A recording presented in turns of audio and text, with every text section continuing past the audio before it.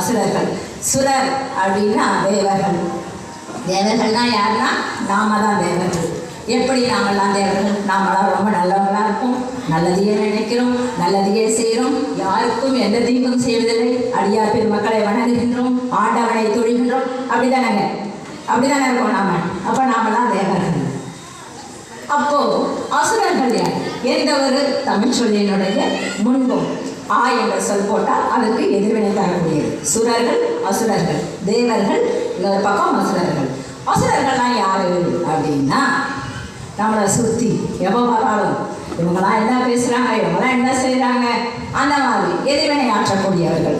நாம் எல்லாருமே தேவர்களாக இருப்போம் ஆண்டவனுடைய புண்ணியத்தில் அப்படின்னு சொல்லிட்டு தலைப்பு கந்த பெருமானினுடைய முருகப்பெருமானினுடைய அருட்கருணையினால் மிகவும் ஆட்கொள்ளப்பட்டவர்கள், பெரிதும் ஆட்கொள்ளப்பட்டவர்கள் அசுரர்களே அடியார்களே அப்படிங்கிற தலைப்பு தான் நம்ம எடுத்திருக்கோம். நமக்கு அசுரர்களுக்கும் அவர் வந்து கருணை பண்ணுவார் அப்படிங்கிறது தான் ஒரு பொருள். யார் அதிகமாக இருக்காங்க அப்படின்னு என்ன அர்த்தம்னா, ரெண்டு பேருமே அருள் கொடுத்துருக்காரு, கருணை கொடுத்துருக்காரு. யாருக்கு அதிகமாக கொடுத்துருக்காரு அப்படிங்குள்ள என்னன்னாக்கா அடியார்களுக்கும் பண்ணுவார், அசுரர்களுக்கும் பண்ணுவார். அதில் முதல்ல கடவுளோட பெருமை, அசுரர்களுக்கும் கருணை கொடுக்கக்கூடிய கடவுள் முருகர் அப்படிங்கிற ஒரு மெசேஜ். ரெண்டாவது என்னன்னாக்க அடியவர்களுக்கும் கொடுக்குறாரு, அசுரர்களுக்கும் கொடுக்குறாரு. நாம இன்பிட்வீன் தான் இருக்கிறோம், நாம கொடுக்காம விட்டுருவாரு. ஸோ அதனால பல சிறப்புகளை வாய்ந்த முருகன் கோயிலில், அழகன் கோயிலில், இளமை கோயிலில், வீரக்கோயிலில் இது போல ஒரு தலைப்பு, அதாவது நமக்கு நிச்சயமாக அருள் கிடைக்கும் என்பதையே தலைப்பாக வைத்து இன்றைய பட்டிமன்றம் நடந்துருக்கு. இது மாதிரி நிறைய நிகழ்ச்சிகள் நடக்கணும். நீங்கள் எல்லாம் வந்து இந்த கோயிலுக்கு வந்துட்டு இது மாதிரி உங்களுக்கெல்லாம் ஒத்துழைப்பு கொடுக்கணும். அதே மாதிரி இன்றைய மேடை பேச்சாளர்களும் இன்னும் வருங்காலத்தில் நிறைய நிகழ்ச்சிகளை இந்த மாதிரி நடத்தணும் என்று சொல்லி எல்லோருக்கும் நன்றி கூறி விடைபெறுகிறேன். நன்றி, வணக்கம். ஸ்ரீகவசம் பற்றி இவங்க சொல்லும் பொழுது அடியார் சொன்னாங்க இல்லைங்களா, நம்ம வந்து எது கேட்டாலும் கந்தன் கொடுப்பான். எப்படி கொடுப்பான்? ஏதாவது ஒன்று சொல்லுங்களேன். இன்னைக்கு பட்டிமன்றம் பார்த்துருக்கோம், கேட்டிருக்கோம். இதன் மூலமாக நம்ம ஒன்று தெரிஞ்சுட்டு போகிறோம் அப்படின்னா, ஒரு நாள் 36 கொண்டு ஓங்கியை ஜெயித்து இருக்காங்க. Thank you sir. இருக்குங்களா? அப்போ நமக்கு ஒரு வேண்டுதல் இருக்கு, விண்ணப்பம் இருக்கு, கண்டிப்பா நடக்கணும் அப்படின்னு நாம நினைச்சுட்டோம்னா ஒரு நாள் எடுத்துக்கணும். ஒரு கிருத்திகை நட்சத்திரம், அதுவும் செவ்வாய்க்கிழமை வருகின்ற நட்சத்திரமாக இருந்தால், கிருத்திகையா இருந்தால் ரொம்ப சிறப்பு. அந்த நாளில் ஒரு நாளைக்கு 36 முறை கந்த சஷ்டி கவசம் சொல்லணும். சரி, எப்படி ஒரு நாளில் 36 முறை சொல்ல முடியுமா அப்படின்னா, ஒரு முறை உட்காரும் பொழுது 6 முறை சொல்லி பழக வேண்டும். அதுக்கப்புறம் அடுத்து ஒரு கொஞ்சம் நம்ம வந்து நமக்கான வேலைகள் ஏதாவது பணிகள் இருக்கும், அதை செஞ்சுட்டு ஒரு குறிப்பிட்ட நேரம் நாம வைப்போம். அந்த நேரத்தில் ஒரு 6 முறை இந்த மாதிரியாக ஒரு நாளைக்கு 6 முறை நைட்டு இருக்கா, அதாவது விடிய காலம்பெற ஒரு 4 மணிலேருந்து எடுத்துக்கிட்டு இரவு 12 மணி வரைக்கும் நாம எப்படி வேணாலும் அந்த 6 காலமாக, எப்படி 6 கால பூஜை நடக்குது இல்லைங்களா, அந்த மாதிரி நாம அதை அழகா சொன்னோம்னா கண்டிப்பா கேட்டதை கேட்டபடி அதுக்கும் மேலே கந்தன் வாரி வாரி வழங்குவான் வள்ளலாக அப்படிங்கிறது நம்மளுடைய அருளாளர் பெருமக்கள் வந்து நமக்கு எழுதி வச்சுட்டு போன செய்தி. இதை உங்கள் மனதில் பதிய வைத்து இவங்க சொன்ன மாதிரி பாம்பன் சுவாமிகள் பற்றி, திருப்புகழை பற்றி நமக்கு ஒன்றுமே தெரிஞ்சிருக்காருங்க. அருணகிரிநாதர் திருப்புகழை பாடினாரு அப்படிங்கிறத வந்து அவருடைய காலத்திலேயே அது வந்து அத்தனை பேருக்கும் தெரிஞ்சிருக்காரு. ஆனால் திருமுருக வாரியார் சுவாமிகள் அதுக்கு அழகான பொருளும் விளக்கமும் எழுதி நம்ம எல்லாருக்கும் தெரிகிற மாதிரி நம்ம அத்தனை பாடல்களையும் நாங்கள் மனசில் பதிய வச்சுட்டு போனாங்க. அது ஒரு வாரியார் சுவாமிகளுடைய திருவடிகளை என்னைக்கும் நாம் போற்ற வேண்டும் என்ற கருத்தை இந்த நேரத்தில் பதிவு செய்து, பாம்பன் சுவாமிகள் அவங்க சொன்ன எல்லா தகவலும் வந்து இன்னும் ரொம்ப சிறப்பு. அந்த குமாரஸ்தவம் படித்தா போதும், சண்முக கவசம் படித்தா போதும், நமக்கு காவலாக தர்மராஜாவிடமிருந்து நமக்கு எப்பொழுதும் காவலாக அந்த மந்திரங்கள், பீஜ மந்திரங்கள் இருக்கும் அப்படிங்கிற தகவலையும் சொல்லி மிகவும் சிறப்பாக அவங்க அடியார் பெருமக்களை பற்றி பேசினாங்க. செவிக்கு உணவில்லாத பொழுது சிறிது வயிற்றுக்கும் ஈடுபடும். இங்கே இருக்கிறவங்க எல்லாம் ரொம்ப பசியோடு இருக்கீங்கன்னு தெரியுது. நாங்களும் பேசுகின்ற ஆர்வத்தில் பேசிட்டு இருக்கோம், சீக்கிரம் முடிச்சிடலாம். அடுத்ததாக அசுரர் தான். முருகன் ஆட்கொண்ட அந்த பெரிதும் ஆட்கொண்டவர்கள் யார், அசுரர்களா அடியார்களா அப்படின்னு சொல்லிட்டு பார்த்தோம்னா அசுரர்கள் தான் அப்படின்னு சொல்லி எங்களுடைய பாவையர் மன்றத்தில் சிறப்பு பேச்சாளராக நல்லா பேசுவாங்க, ஆசிரியராக இருக்கிறாங்க கீதா சர்மா அவர்களை அன்புடன் மேடைக்கு அழைக்கின்றேன்.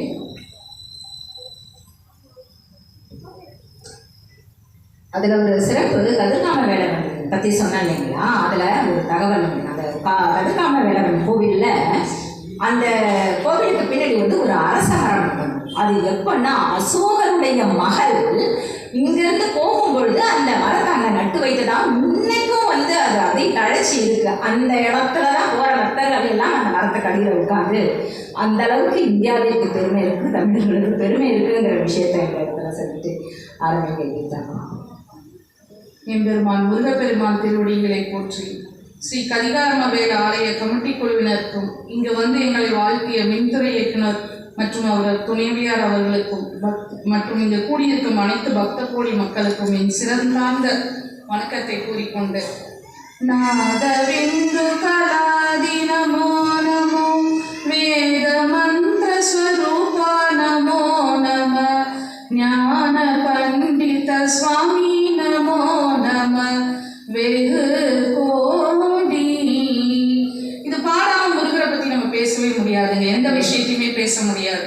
இப்ப எனக்கு முன்னாடி பேசினாங்க அடியார்கள் தான் அப்படின்னு என்னுடைய தோழி பேசினாங்க. அவங்க ஒரு விஷயம் மறந்துட்டாங்க. கந்த சஷ்டி கவசத்துல என்ன சொல்லியிருக்குன்னா, இடும்பாயுதனே இடும்பா போட்டு, அங்கேயும் எங்களுடைய அசுரர்கள் பத்தி தாங்க பேசியிருக்காங்க. அப்புறம் பாம்பன் சுவாமியை பத்தி பேசினாரு. அவர் ஒரு பொய் சொன்னாருங்கிறதுக்கு என்னோட கோயிலுக்கு வராதுன்னு சொல்லிட்டாரு முருகர். ஆனா எங்க அசுரர்கள் பாருங்களேன், அவ்வளோ எல்லாம் பண்ணியிருக்காங்க. ஒரே ஒரு விஷயம் தாங்க அசுரர்கள்ட்ட ஆணவம், நான் அப்படிங்கிற ஒரு ஆணவம் இருந்தது. அது போச்சுன்னா என்கிட்ட வந்துடலாம்ப்பா. ஒரு சின்ன விஷயத்த அவ்வளோ பெருசா முருகர் நமக்கு அழகா சொல்லி கொடுத்துட்டு போயிருக்காரு. நான் அப்படிங்கிற ஆணவம் எந்த மனிதனுக்கும் இருக்கக்கூடாது. அப்ப யாரா இருக்கும், அந்த நான்கு ஆணவம் வரும்போதெல்லாம் நம்ம அசுரர்களா மாறணும் அப்படிங்கிறது தான் நமக்கு சூட்சமமா சொல்லி கொடுத்துட்டு போயிருக்காரு. பாக்கி நேரம்லாம் நம்ம தேவர்களே, அதுதான் அந்த நான்கிறது தான் அவர் அழிச்சாரு. நான் அழிச்சோன்னா ஐக்கியம் ஆயிட்டாரு. அப்ப எப்பவுமே ஐக்கியமா இருந்த எங்க அசுரர்கள் தானே நடுவர்களே, நீங்க பார்த்துக்கோங்க. இது அவங்க எல்லாமே அவங்க என்னோட தோழி சொல்லிட்டாங்க. காசிபருக்கும் மாயிக்கும் பிறந்தவங்க சூரபத்மன், தாழ்வாசுரன் எல்லாருமே. இதுல ரொம்ப ரொம்ப சூட்சமா உள்ள வந்து பாத்தீங்கன்னா சிங்கமுகன். எனக்கு ரொம்ப பிடிச்ச ஒரு கதாபாத்திரம் சிங்கமுகன். என்னன்னா, நம்ம ராமாயணம் எடுத்தோட விபீஷணன் இருக்காரு, மகாபாரதம் எடுத்தோட விதுரர் இருக்காரு. இவங்க ரெண்டு பேருக்கு என்ன குணம்னா, அவங்க இருந்த இடம் வந்து ஒரு நல்ல சூழ்நிலை இல்லாத ஒரு இடத்துலையும் நல்லவர்களாவே கடைசி வரைக்கும் அவங்க இருந்தாங்க. கூட இருந்தவங்களுக்கும் நீ தப்பான வழியில போறேன்னு அட்வைஸ் பண்ணிட்டே இருந்தா, அதே மாதிரிதான் இந்த சிங்கமுகனும் அவனுடைய அண்ணனுக்காக தர்மங்கள் நியாயங்கள் எல்லாம் சொல்லி கொடுத்துட்டே இருக்கான். ஆனாலும் என்னதான் தர்ம நியாயங்கள் சொல்லி கொடுத்தாலும் அவன் இருந்த இடமும் அவன் வளர்ந்த சூழ்நிலை என்னவா இருந்தா அசுர குலத்துல இருந்ததுனால, அவனும் அசுர குலங்களோடயே வளர்ந்து வந்ததுனாலதான் முருகனுக்கு எதிர்க்க நின்று சண்டை போட வர. அப்படியும் சமாதானம் பண்ண வந்த வீரபாகுவை பத்தி அவர் சொல்றாரு சிங்கமுகன். அண்ணா, நம்ம வந்து நேரடியா ஒரு சின்ன பையன், முருகன் வந்து அப்ப பெரிய ஆள்லாம் இல்லைங்க, குட்டி பாலகன், குழந்தைகிட்ட போய் சண்டை போடணுமா அப்படின்னு அவர் கேட்கிறாரு. அவர் சொல்றாரு, முருகன் அதுக்கு ஒரு வார்த்தை சொல்றாரு, வலியவரை எளியவர் காக்க வரும்போதெல்லாம் வலியவரை கடவுள் காக்க வருவார் அப்படின்னு. ஸோ எப்போ நீ பெரியவன் நினைச்சிட்டு உனக்கு கீழே இருக்கிறவங்களை அடிக்க வரையோ அப்பெல்லாம் நான் அவங்களுக்கு கூட இருப்பேன். இது எவ்வளோ பெரிய விஷயங்க, ரொம்ப சாதாரண விஷயம் நம்ம பார்க்குறோம் இல்லையா? ஸோ எப்பெல்லாம் நம்ம சின்னவர்களாகவே நினச்சிட்டே இருந்தோன்னா கடவுள் நம்ம கூடயே இருந்துருப்பாருங்கிறதுக்கு இது சூட்சமமான ஒரு விஷயங்கள் இல்லையா? இது சிங்கமோகனை பற்றி. அடுத்தது தாழ்வாசுரன் வராரு. தாழ்வாசுரன் பார்த்தீங்கன்னா அப்போ வேற மாதிரி மாயாபுரம்ங்கிற ஊரையே ஆண்டுட்டு இருக்கான். இதுல எல்லாமே என்னன்னா, இந்த வீரவாகு போய் வந்து ஒரு இடத்துலையும் தூதுவரா போய் சண்டை வேண்டாம், நம்ம சமாதானமா போலாங்கிறான். ஆனா போயிட்டு வரும்போதெல்லாம் ஒரு விஷயம் சொல்றான். அண்ணா, நீ முருகர்கிட்ட சொல்றாரு, நீ அவங்க ஊரெல்லாம் போய் பாரு, அவ்வளோ அழகா வச்சிருக்காங்க. வீரமகேந்திரபுரி ஆகட்டும், மாயாபுரம் ஆகட்டும், இந்த அசுரர்களுக்கு ஒரு பெரிய ஸ்பெஷாலிட்டி இருக்குங்க. அவங்க ஊரை ரொம்ப அழகா வச்சிருப்பாங்க. நம்ம ராமாயணத்தை பார்த்தீங்கன்னா ராவணன் அவ்வளோ அழகா இருக்குமா, ஸ்ரீலங்கா வந்து அவ்வளோ அழகா இருக்குமா, இன்னைக்கும் போனாலும் ஸ்ரீலங்கா அவ்வளோ அழகா தான் இருக்கு. ஸோ அப்படி ஒரு அழகான ஊரை நம்ம போய் அழிக்கணுமா அப்படிங்கும் போது நம்ம ஊரை அழிக்க போறது இல்லை, அவனுடைய ஆணவத்தை தான் நம்ம அழிக்க போறோம் அப்படிங்கிறது தான் முருகர் திருப்பி திருப்பி சொல்லிட்டு இருந்தாரு.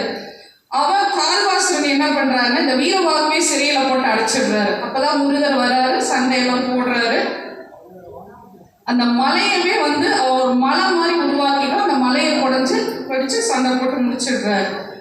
இது எங்கேருந்து கிளம்பி போறாரு அப்படின்னா திருச்செந்தூர்ல இருந்தா கிளம்பி வீரமகேந்திரபுரிக்கு போறாரு. இதுல இன்னொன்னு பாருங்க, இவங்க எல்லாரும் எங்க அடியார் அந்த பாடினாரு, தேவராயர், நான் இல்லைன்னு சொல்ல, எனக்கு வந்து முருகர்னா எனக்கு வந்து எல்லாமே முருகர் தான் என்னை பொறுத்து மட்டும். எல்லாரும் கந்த சஷ்டி கவசம் சொல்லாத எனக்கு அது இல்லாம முடியாது. திருச்செந்தூர் முருகன்னா இன்னும் கொஞ்சம் ஸ்பெஷல் எனக்கு. அப்படி இருக்கிறபோது இவங்க என்ன சொன்னாங்க, திருச்செந்தூர்ல தோழி வந்து ஒரு விஷயம் சொன்னாங்க, சூரசம்ஹாரம் வந்து அடியார்கள் எல்லாம் பாடினாங்க, கந்த சஷ்டி கவசம் இயக்கினாங்க எல்லாம். இது எல்லாத்துக்குமே மூல காரணமா இருந்தது சூரபத்மன்கிற ஒரு அசுரனை அழிக்க வர்றதுக்கு தான் அந்த அடியார்கள்லாம் உருவானாங்க. அப்போ ஒரு அசுரனை அழிக்கிறதுக்கு தான் நம்ம அடியார்கள் உருவாகும்.